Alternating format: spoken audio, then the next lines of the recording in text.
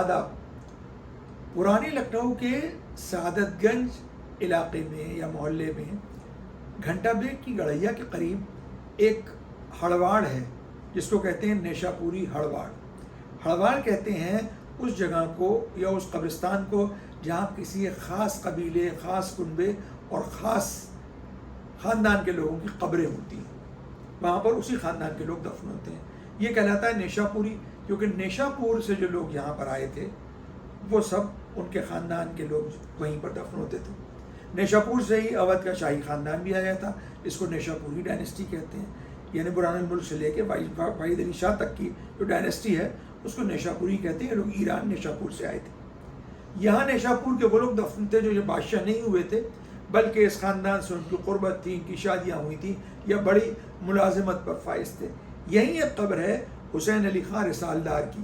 یہ دلی سے آئے تھے نیشا پوری، اور انہی کی بیٹی تاجارہ بیگم صاحبہ کی شادی اودھ کے بادشاہ امجد علی شاہ سے ہوئی تھی، یعنی واجد علی شاہ کے والد سے.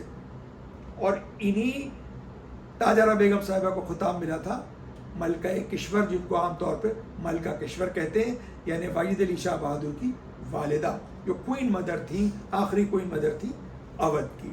آج انہی کے حوالے سے کچھ بات چیت ہوگی، اور خاص طور سے ملکہ کشور کی جو لندن کی یاترا تھی، ان کا لندن کا جو سفر تھا، اس سلسلے میں کچھ باتیں عرض کرنی ہیں. تو اس طرح سے سعادت گنج علاقے کے ایک محلے کا نام ملکہ کشور پڑا.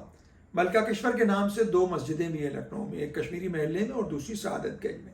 ملکہ کشور صاحبہ کا بہت اہم کردار ہے اودھ کی حکومت کی بحالی کے سلسلے میں، جس کو انگریزوں نے نواب واجد علی شاہ بہادر سے بے حد بے دردی سے ظالمانہ طور پر اور بے سبب ہتھیا لیا تھا. یہ تو ہم سبھی جانتے ہیں کہ سلطان عالم نواب واحد علی شاہ بہادر 13 فروری 1856 کو لکھنؤ سے سدھارے کلکتے کے لیے. عام طور پر یہ تاثر قائم کیا جاتا ہے کہ واحد علی شاہ جو تھے وہ جلا وطن ہو گئے تھے، یعنی ان کو ایگزائل میں بھیج دیا گیا تھا. ایسا ہرگز نہیں تھا. وہ اپنی خوشی سے کلکتے گئے تھے، اور اس کے پیچھے ایک پورا منصوبہ تھا. منصوبہ یعنی پلان یہ تھا کہ ملکہ کشور جو ہیں، کہ پہلے یہ ارادہ تھا کہ واحد علی شاہ خود جائیں گے لنڈن اور ملکہ انگلستان کوئن وکٹوریہ سے پٹیشن کریں گے، درخواست کریں گے، ان سے اپنے پورا جو فریاد ہے وہاں وہ ان کے سامنے پیش کریں گے کہ کس طرح سے کمپنی بہادر نے ہمارے ساتھ زیادتی کی ہے. کلکتے پہنچنے کے بعد حالات کچھ اس طرح کے ہوئے کہ پھر وہ خود نہیں گئے، کیونکہ گورنر جنرل پھر ان کو جانے نہیں دیتا ڈلہاؤزی وہاں سے. لہٰذا ایک رات ملکہ کشور اپنے تقریباً 100 لوگوں کے ساتھ ایک جہاز پہ بیٹھ کے لندن کے لیے روانہ ہو گئی. 15 جون 1856 کو ملکہ کشور جو تھی وہ لندن کے لیے کلکتے سے سمندر کے راستے سے روانہ ہوئی، اور وہ ان کی آمد ہوئی، یعنی وہ پہنچی لندن 15 اگست 1856 کو. اب جب وہ وہاں پہنچی تو اس سے پہلے ایک انگریزوں کا دستہ جو ان کے ہمدرد تھے، جو ان کا ٹرانسلیشن کرتے تھے، جو ان کی باتوں کو، فارسی کی باتوں کو یا اردو کی باتوں کو انگلش میں، اور انگلش کی جو باتیں تھیں ان کو اردو میں، ان کو ہندوستانی میں سمجھاتے تھے، وہ پہلے ہی جا چکے تھے. اس میں ایک مسٹر برڈ بھی تھے جو ان کے خاص تھے، شاید وہ وکیل تھے، وہ بھی وہاں پہنچ چکے تھے. جب یہ وہاں پہنچی تو پھر اب رہنے کا انتظام کہاں تھا؟ اس کے لیے 550 پاؤنڈ رقم طے ہوئی تھی سالانہ کہ میں فرنیچر کے ان کو ایک ریجنٹ پارک کے قریب ایک گھر تھا جس کا نام تھا ہرلی ہاؤس، وہ دیا جائے گا، لیکن وہ تیار نہیں تھا، وہ بعد میں تیار ہوا ہوگا. تو ایک ہوٹل تھا یارک ہوٹل، دا رائل یارک ہوٹل، اس میں آپ کا قیام ہوا. اس دوران لندن کے اخباروں نے بہت ہی دلچسپی سے ملکہ کشور کی آمد کا وہاں تذکرہ بھی کیا، کیونکہ وہاں لندن کے لوگوں کے لیے یہاں کے لوگوں کے لباس، ان کے طریقے، اور ملکہ کشور جو تھی وہ پردے کی اور بہت سخت پردے کی پابند تھی. اس کا ذکر بہت اخباروں میں کیا گیا، لوگ جمع ہوتے تھے ان کے قیام گاہ کے چاروں طرف دیکھنے کے لیے. ان کی تو زیارت نہیں ہو پاتی تھی، لیکن جو ان کے چوبدار تھے اور جو ان کے جو عملہ تھا، ان کی وردیاں دیکھ دیکھ کے وہ لوگ بہت حیرت زدہ ہوتے تھے کہ کس طرح کا لباس ہندوستانی پہنتے ہیں، اس قدر سجا ہوا، اور کس طرح کی پگڑیاں، کس طرح کے شملے، اور کیسے ان کے اور سب کوٹس وغیرہ ہوتے تھے. یہ سب دیکھتے تھے لوگ. اور اس زمانے میں کافی کچھ جو تھی وہ ان کے موافق، یعنی اودھ کے موافق ماحول وہاں بن رہا تھا. لندن کے عوام میں اور اخبارات بھی ان کے موافق لکھ رہے تھے کہ اودھ کو جو ہے وہ خواہ مخواہ وہاں کے جو تاجدار تھے ان کو بے دخل کیا گیا، ان کے تاج سے، اور یہ زیادتی کی ہے کمپنی بہادر نے. اور اب جو اتنے دن جو وہاں رہیں، اب یہ 15 اگست کو تو وہاں پہنچ گئی تھی، لیکن ان کی ملاقات جو تھی وہ کوئین وکٹوریہ سے ہو نہیں پا رہی تھی کسی طرح. کچھ نہ کچھ ایسے ہیلے حوالے ہو جاتے تھے کہ ملاقات نہیں ہو پاتی تھی. تو اب یہ کیا کریں؟ تو ایک دن ملکہ کشور جو تھی وہ دا رائل تھیٹر بھی دیکھنے گئی تھی لنڈن میں، اور صاحب اس کا ایک نظارہ تھا، ایک ہلکے نیلے رنگ کا، آبی نیلے رنگ کا پردہ ریشمی اس میں ٹانگا گیا، جس میں سے ہلکی ہلکی وہ دکھائی دے رہی تھی. اور جو ان کا زیور تھا، بیش قیمت زیور جو پہنے ہوئے تھی، وہ اندھیرے ہال میں چمک رہا تھا. وہ اندھیرے میں اس کی شعائیں ایسی تھیں کہ لوگ تھیٹر کو چھوڑ کے اس طرف بالکنی کی طرف زیادہ دیکھ رہے تھے، اپنی کنیزوں کے ساتھ جو ان کو مرچل وغیرہ جھل رہی تھیں، یہ سب دیکھ رہے تھے.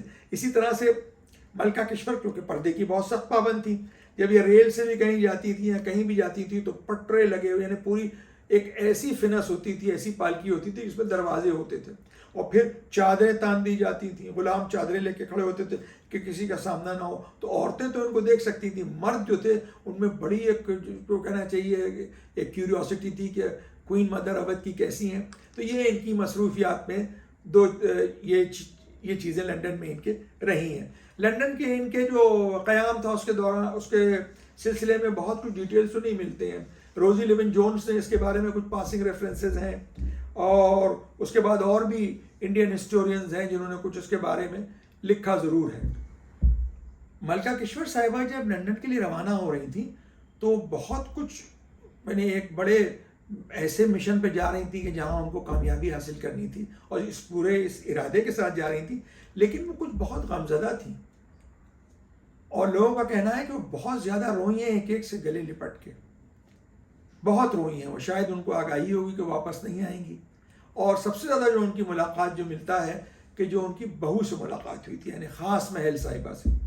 خاص محل صاحبہ سے ان کی لکھنؤ میں ناراضگی ہو گئی تھی، کیونکہ جب وحید علی شاہ بہادر نے علی نقی خان جو ان کے وزیر تھے، ان کی بیٹی اختر محل سے شادی چاہی تھی، تو اس کی اجازت اپنی ماں ملکہ کشور سے لی، تو انہوں نے ان کو اجازت دے دی.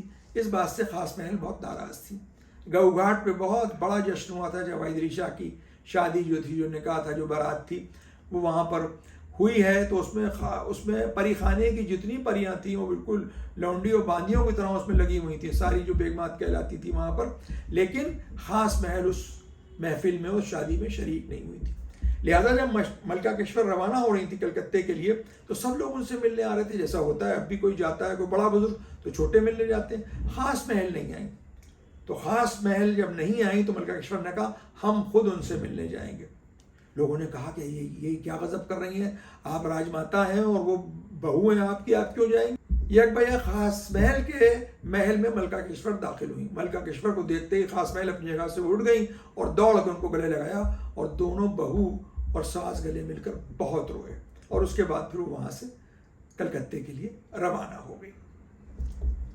دوسرا حادثہ ملکہ کشور کے ساتھ لندن پہنچتے ہی ہوا. یہ ملکہ وکٹوریہ کے لیے، یعنی کوئین ٹوریا، ملکہ ٹوریا جنہیں ہندوستان میں کہتے تھے، ان کے لیے ایک بہت بڑا صندوقچہ لے گئی تھی جس میں بہت سے زیورات اور بہت قیمتی تحفے تھے. وہ جب اتارا جانے لگا جہاز سے تو وہ پانی میں گر گیا.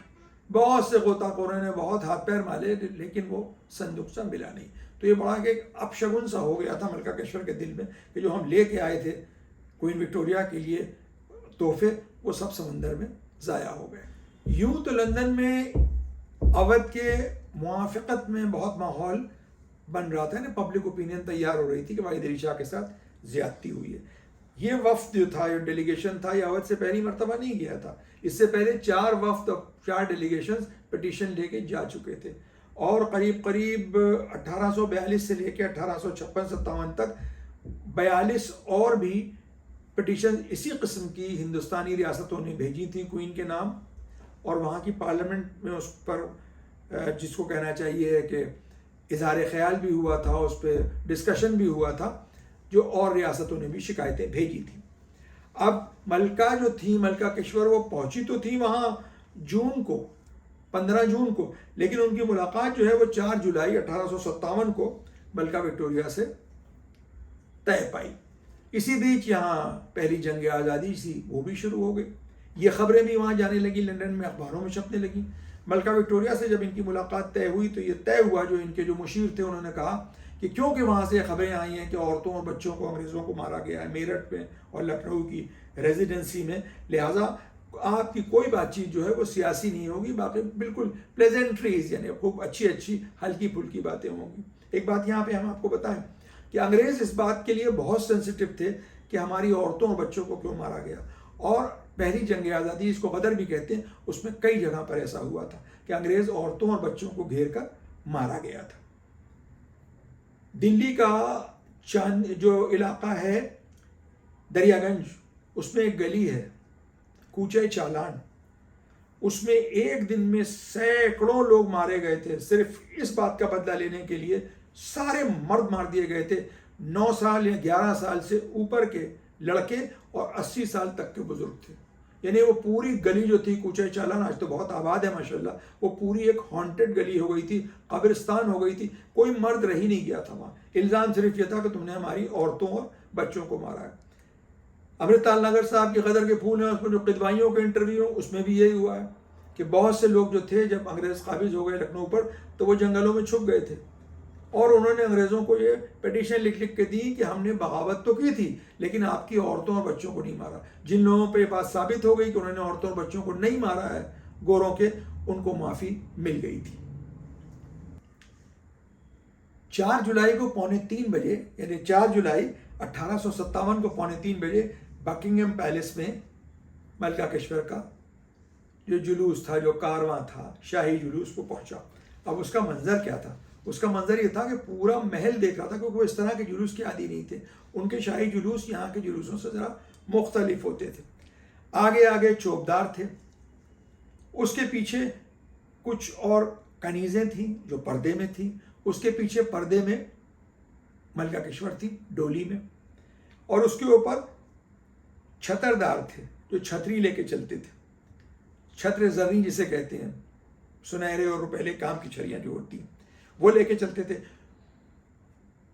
مونچھل بردار تھے جو جھلتے ہیں مونچھل، اس کے علاوہ ایک تھے چمردار، چمر بردار۔ چمر کیا ہوتا ہے؟ چمر آپ راجپوتانے میں جائیں تو وہاں آج بھی اسٹیٹس میں طریقہ ہے، جہاں جہاں شاہی جو ہے وہ تقریبات ہوتی ہیں، چمر جیسے مقدر ہوتا ہے، وہ چوڑے منہ کا آگے سے اور پیچھے پتلا لکڑی کا ہوتا ہے، اور اس کے اوپر کارچوبی کام کی ایک پوشش اور ایک کور ہوتا ہے، اس کو کندھے پہ لے کے چلتے ہیں جب تک شاہی جلوس چلتا ہے، یا بادشاہ یا جو بیگم ہے وہ چلتی ہیں، جہاں وہ بیٹھتی ہیں ان کے دونوں طرف وہ رکھ دیا جاتا ہے۔ اس جلوس کو دیکھ کے تو وہاں جو بکنگم پیلس کا پورا اسٹاف تھا وہ بہت حیرت زدہ تھا، اور خاص طور سے چمر انہوں نے کبھی دیکھے ہی نہیں تھے کہ یہ کیا چیز ہوتی ہے، کوئی توپ ہے، یہ کیا چیز ہے یہ۔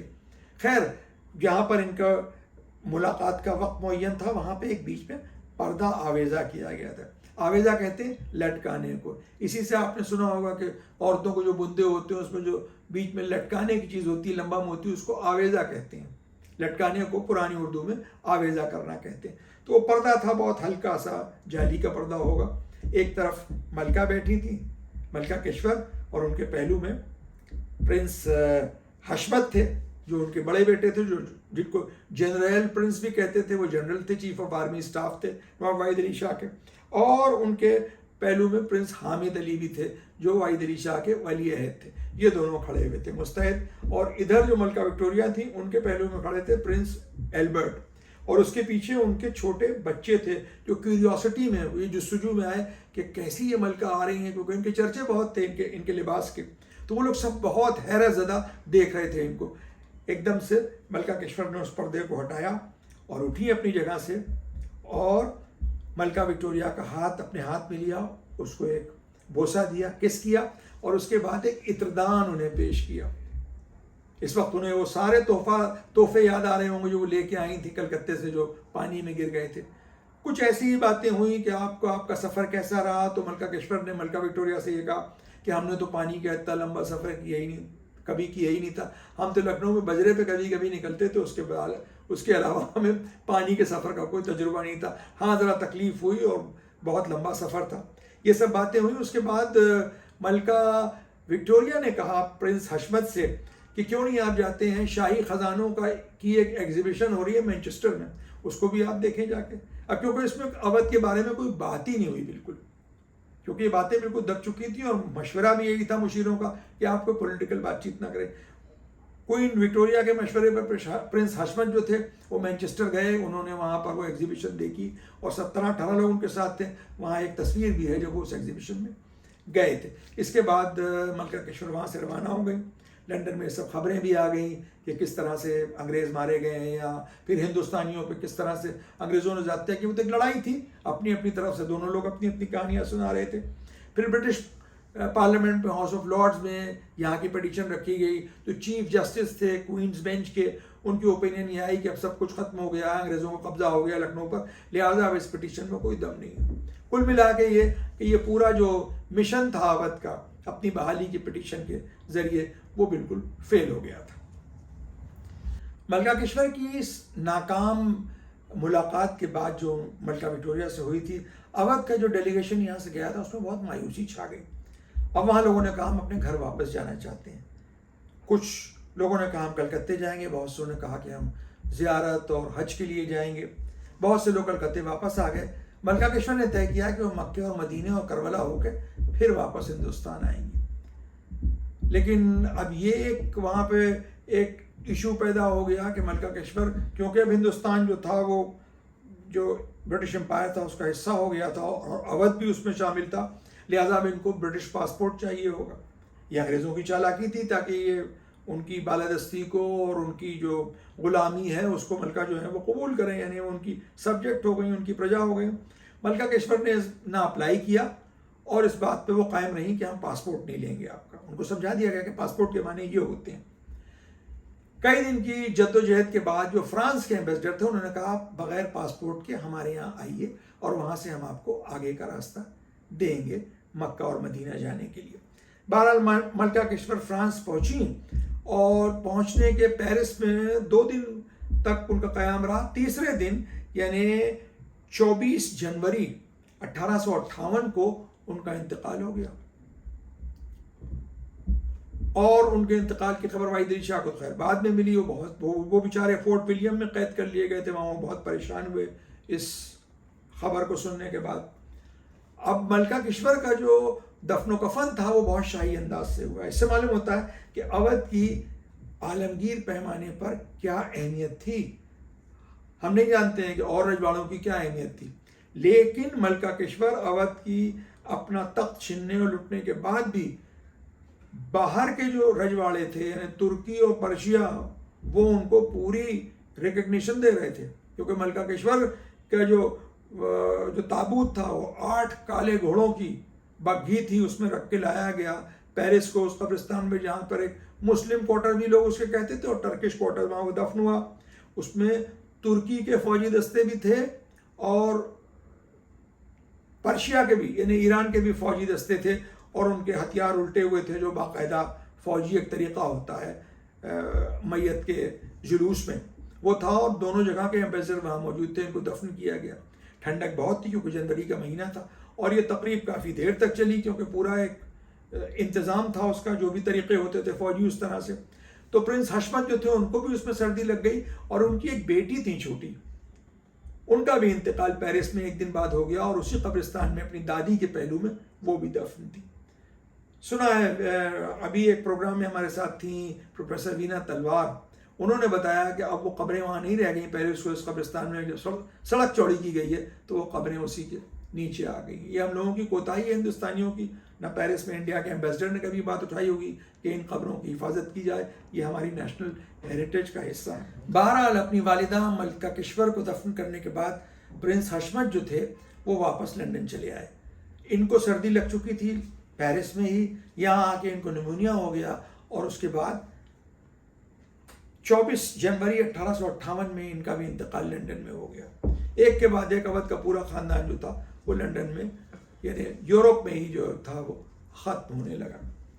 ان کے ساتھ ہی ان کی چھوٹی شہزادی تھی, ان کا بھی انتقال ہوا. وہ بھی لنڈن کے اسی قبرستان میں دفن ہے جہاں پر پرنس حشمت آرام فرما رہے ہیں. اور یقین قبروں کا کہیں کوئی کسی کو پتہ بھی نہیں تھا. چند برس پہلے کسی کو ایک پتھر ملا یعنی ٹام سٹون جسے کہتے ہیں, یعنی قطع تاریخ جس پر ہوتا ہے, اس میں لکھا تھا کہ اودھ کے بادشاہ کے چھوٹے بھائی جو کمانڈر ان چیف تھے جنرل حشمت، یہ ان کی بیٹی شہزادی فلاں فلاں کی قبر ہے۔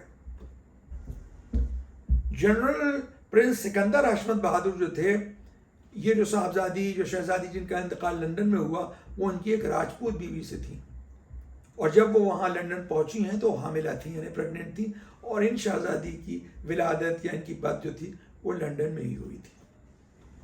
تو اس طرح سے اودھ کے شاہی خاندان کا وہ وفد، وہ ڈیلیگیشن جو لندن گیا تھا ملکہ وکٹوریہ کے خدمت میں اپنی اردلاش دے کے، اس کا پورا خاتمہ ہو گیا پیرس میں اور لندن میں، اور اب بچے شاہی خاندان کے صرف ایک فرد جو اودھ کے ولی عہد تھے، پرنس حامد علی، جو کافی دن لندن میں رہے، ان سے خط و کتابت بھی نواب واحد علی شاہ بہادر کی ہوتی تھی، اور پھر وہ واپس کلکتے بھی آئے تھے۔